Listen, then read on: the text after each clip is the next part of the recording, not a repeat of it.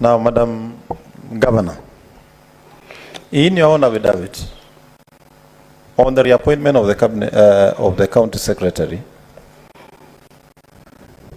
your statement reads, the allegation of illegal reappointment is denied and that the governor averts that the current county secretary was appointed in the previous regime and went through vetting by the county assembly, in which the mover of the impeachment motion participated in approval.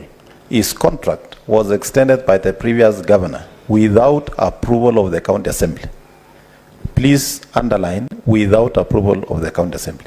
And the governor had to extend the contract again, owing to the crucial role the exiting county secretary plays in forming the new government.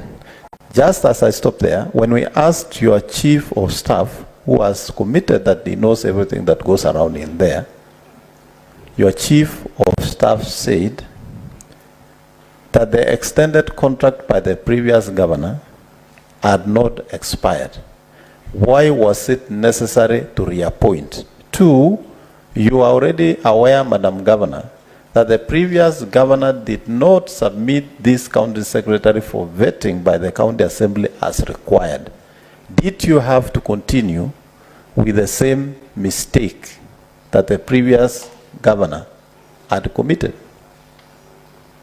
Honorable Senator, when I assumed office, I met Rufus Meriti, who is the county secretary for Meru, and he was mandated to be the chair of transition for a certain period.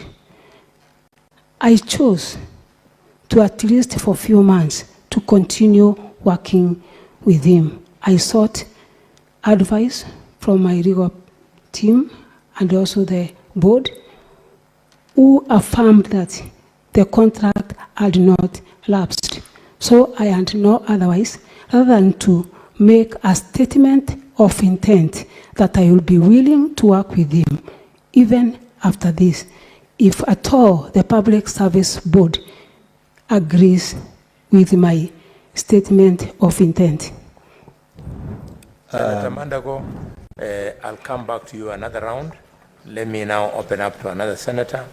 Esther, I saw you. Just, Governor, because again. I didn't spend my time laying the ground, allow me to ask one question, just one, so that you come back the next round. Senator, because you're my neighbor, I know those might be your winding remarks, and I want you in this meeting up to the end. So just quickly, Madam Governor, on charge number 2, incitement, bullying, vilification, and misleading campaigns against elected leaders.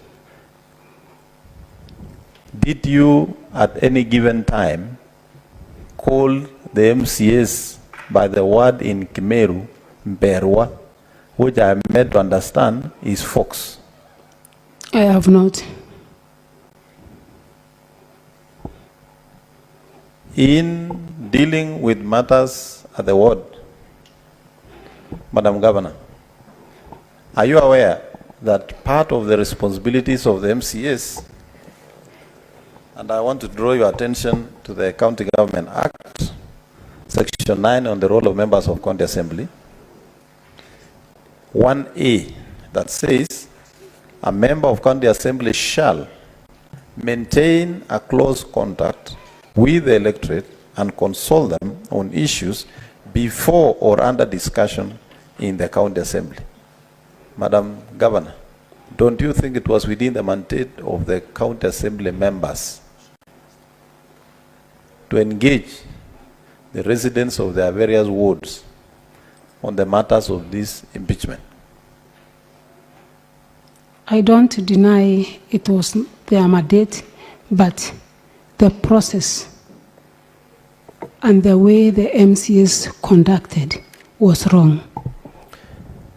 Madam Governor, when the MCAs didn't approve your nominees for CCs, did you go ahead to reorganize your government so that the rest of the departments were collapsed under only 3 CCs?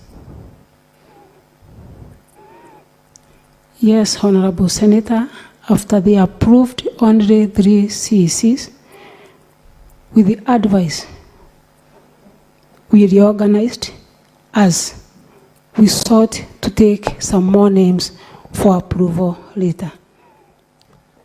Are you aware that if you have to reorganize government, you must have a CC approval? And in this case, we are serving CCs who are to serve to the end of the term. Therefore, you needed to comply with that provision before reorganizing your government. And do you think in that reorganization, it was going to be effective for service delivery for the people of Meru County? The reorganization we made, Honorable Senator, was not a permanent solution. It was a short-term mitigation as we take other names for consideration.